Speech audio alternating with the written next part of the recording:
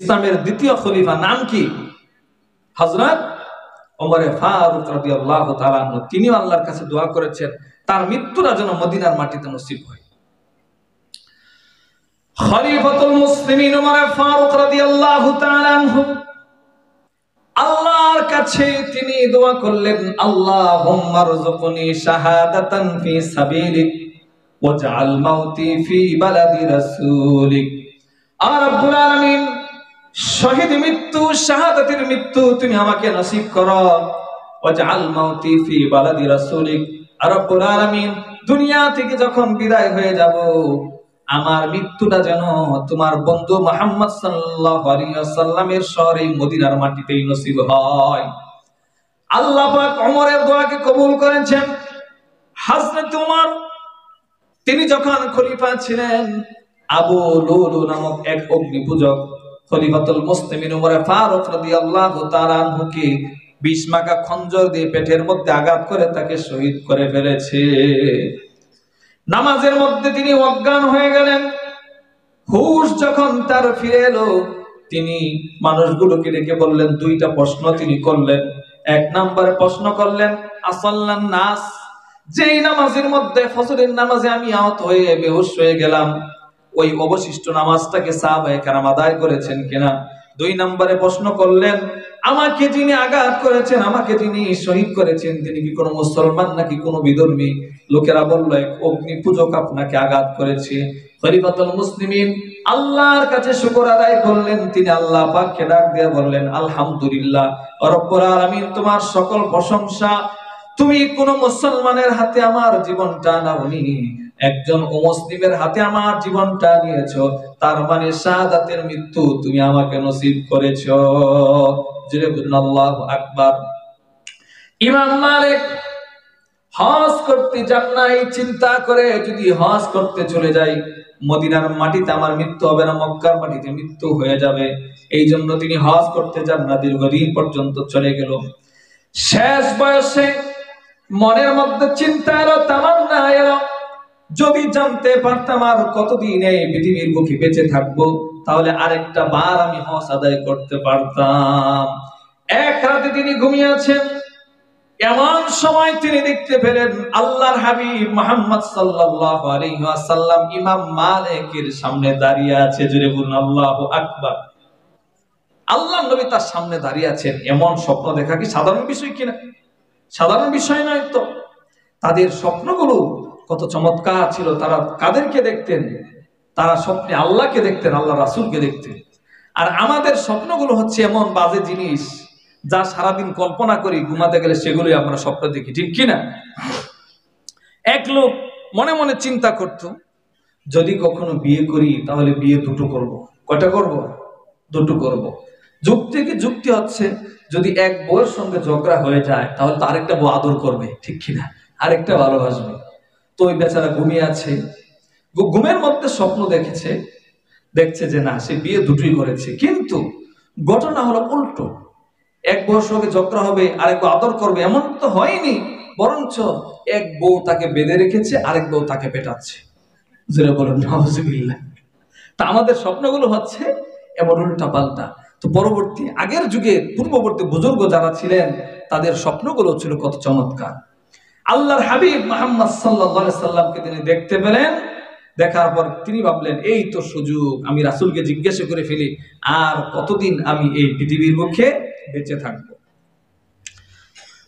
আল্লাহর নবীকে তিনি জিজ্ঞাসা করলেন, ইয়া রাসূলুল্লাহ, জীবনে একবার মাত্র হজ আদায় করতে পেরেছি, যদি আরেকবার জানতে পারতাম কতদিন হায়াত পাবো, আরেকবার হজ করতে আমি যেতাম। কারণ হায়াত যদি না থাকে, মক্কায় গেলাম সঙ্গে সঙ্গে তো আমার মৃত্যু হয়ে যাবে। এই জন্য ইয়া রাসূলুল্লাহ, আপনি আমাকে বলে দিন আর কতদিন এই পৃথিবীর বুকে বেঁচে থাকবো।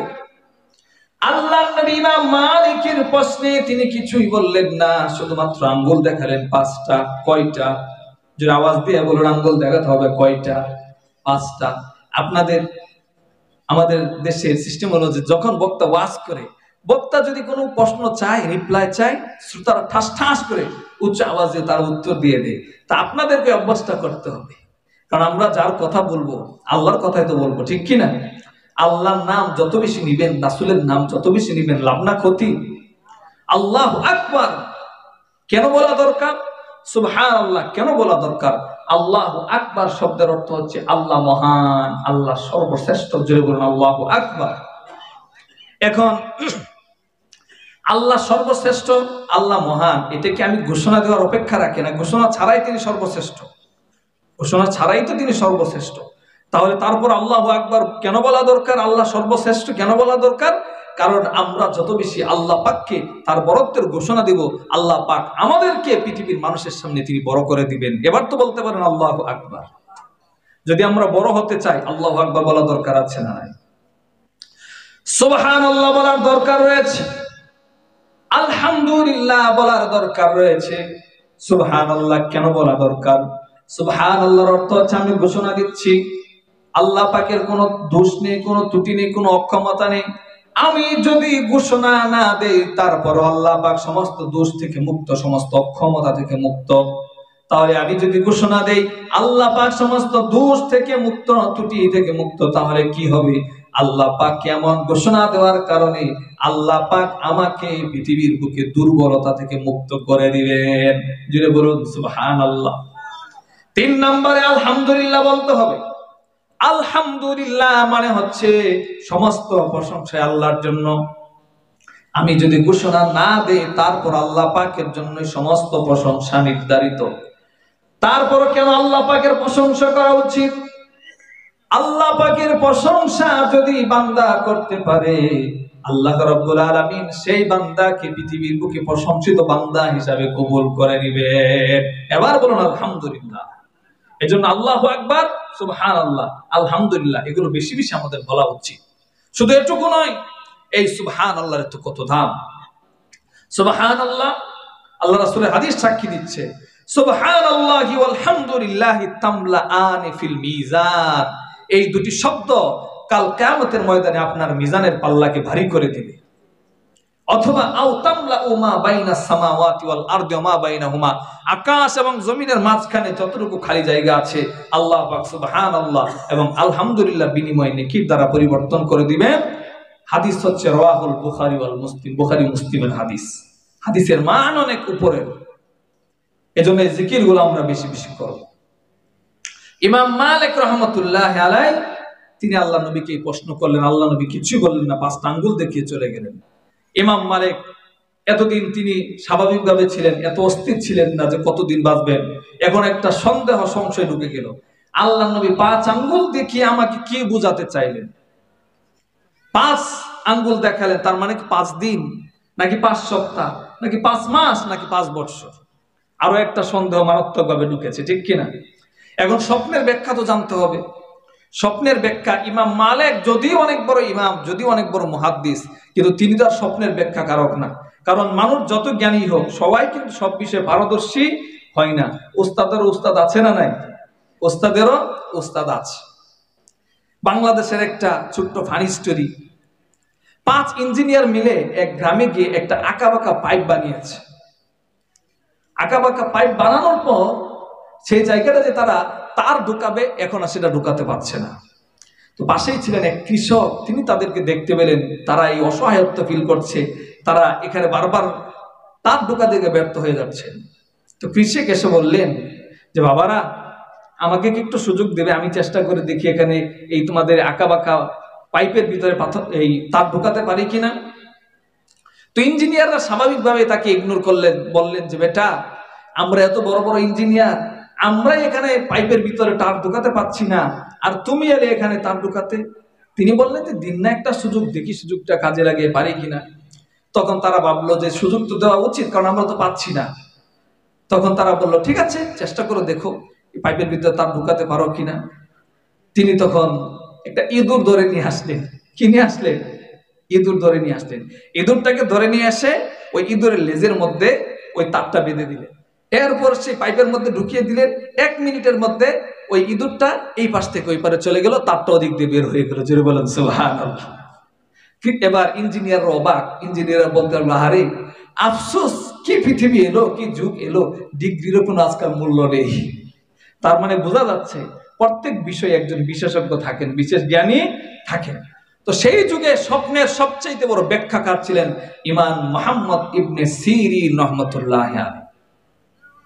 ইমাম মালিক খাদেমকে পাঠিয়ে দিলেন ইবনে সিরিনের কাছে, যাও আমার স্বপ্নের ব্যাখ্যাটা জেনে আসবো, সাবধান ঠিকানা বলবে না, পরিচয় দিবে না, আমার যে স্বপ্ন আমি দেখেছি।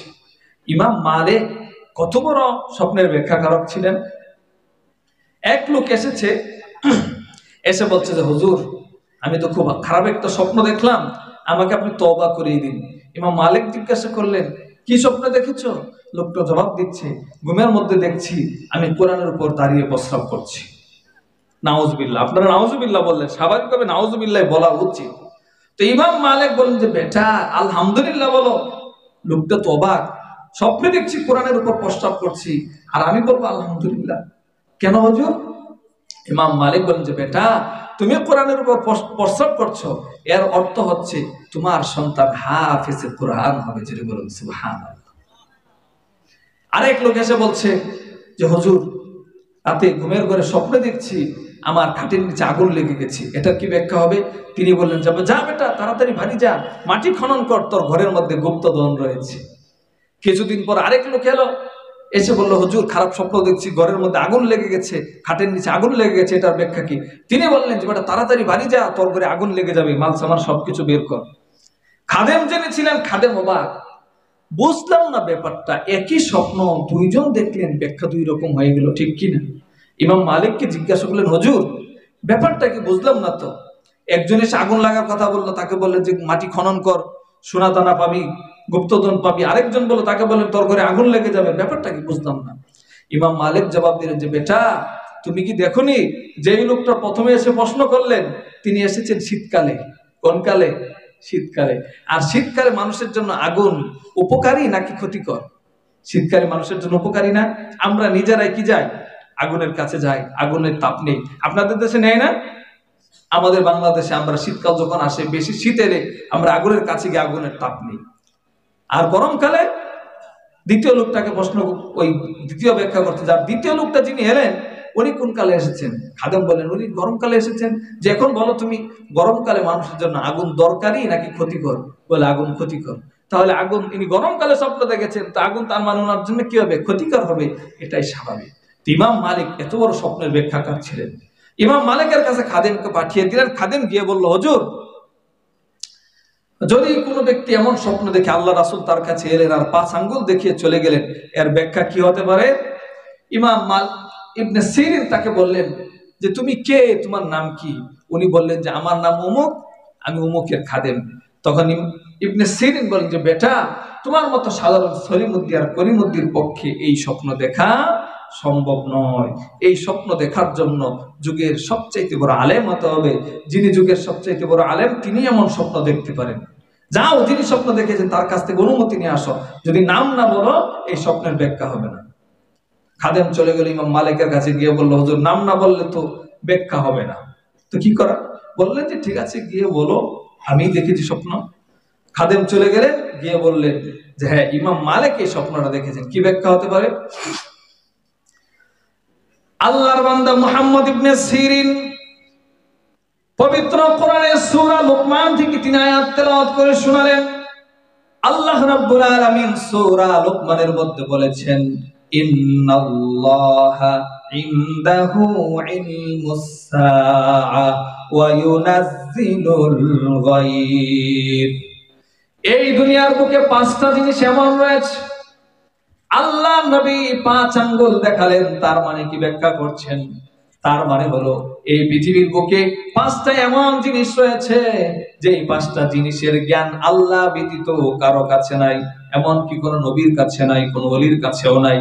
1 নাম্বার জ্ঞান হলো ইন্নাল্লাহা ইনদাহু ইলমুস সাআ। আল্লাহ পাক এই পৃথিবীটাকে ধ্বংস কখন করবেন, কিয়ামত কখন কায়েম হবে যাবে, এই জ্ঞানটা শুধুমাত্র একজনের কাছে আছেন। তিনি কে? তিনি হলেন আল্লাহ। কিয়ামত সম্পর্কে সঠিক জ্ঞান একমাত্র আল্লাহর কাছে আছে। ওয়া ইউনাজ্জিলুল গায়স। প্রতিদিন আকাশের মধ্যে কতবার মেঘ জমে বেড়ায়। কিন্তু প্রত্যেক মেঘের মাধ্যমে কিন্তু বৃষ্টি হয় না। কোন মেঘের মাধ্যমে বৃষ্টি বর্ষণ হবে, কোন মেঘের কারণে বৃষ্টি হবে, সেটা একজনই জানেন, তিনি হলেন মহান রব্বুল আলামিন। ওয়া ইয়ালামু মা ফিল আরহাম, মায়ের গর্ভের মধ্যে কি সন্তান রয়েছে, ছেলে নাকি মেয়ে হবে, সেটা পৃথিবীর কোনো মানুষ জানে না, একজনই জানেন, তিনি হলেন মহান রব্বুল আলামিন। আপনারা বলতে পারেন, হুজুর আজকে তো আল্ট্রাসোনো বিভিন্ন মেডিকেল ইনস্ট্রুমেন্ট ব্যবহার করে বলে দেওয়া যায় সন্তানের গর্ভের সন্তান ছেলে হবে নাকি মেয়ে হবে।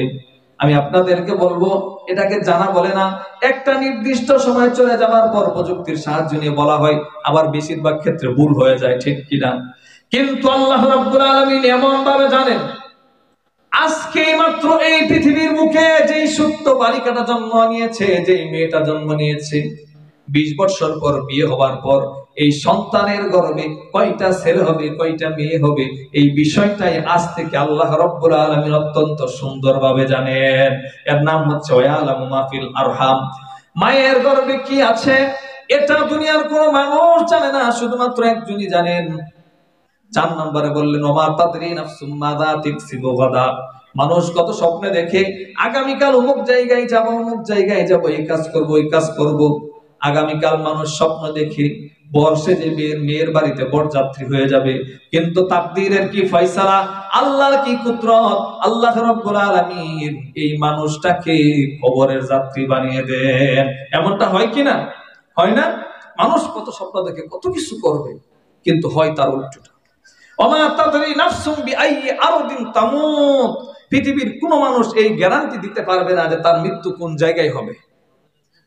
ওমা তাদরি নাফসুম বিআইয়ি আরদিন তামুত, কেউ বলতে পারে না। তার মানে বোঝা গেল এই 5টা জিনিস মানুষের কোনো জ্ঞানের মধ্যে নেই। তার মানে বোঝাতে চাইলেন ইমাম মালিক, তুমি যে এই চিন্তা করে হজ করো না যে মদিনার বাইরে গেলে তোমার মৃত্যু হয়ে যাবে, মক্কার মাটিতে মৃত্যু হয়ে যাবে, মদিনার মাটিতে শুতে পারবে না। তুমি যতই নিজের ইচ্ছা করো না কেন, চেষ্টা করো না কেন, যদি আল্লাহ না চান কখনোই তোমার মৃত্যু মদিনার মাটিতে নসব হবে না। এরপর থেকে ইমাম মালিক বুঝতে পেরে, যাহারে মৃত্যু যদি আমার মদিনার বাইরেই লেখা থাকে তাহলে আমি চেষ্টা করে লাভ কি। এরপর থেকে তিনি আবার হজ করতে শুরু করলেন।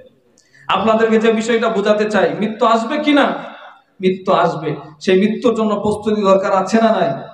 আমাদের এত উদাসীনতা, আমাদের এত বিমুখতা দেখলে মনে হয় মৃত্যু আমাদের কাছে আসবেই না। অথচ সাহাবায়ে কেরাম, এমনকি আল্লাহর রাসূল পর্যন্ত তিনি মৃত্যুকে ভয় করেছেন। খলিফাতুল মুসলিমিন হযরত উসমান ইবনে আফফান রাদিয়াল্লাহু আনহু ইসলামের ৩য় খলিফা।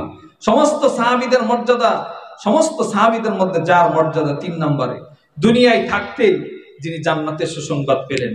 হযরত উসমান দুনিয়ায় থাকতে তিনি জান্নাতের সুসংবাদ পেলেন, আর আমরা জাহান্নামের সংবাদ পাই না, ঠিক কিনা?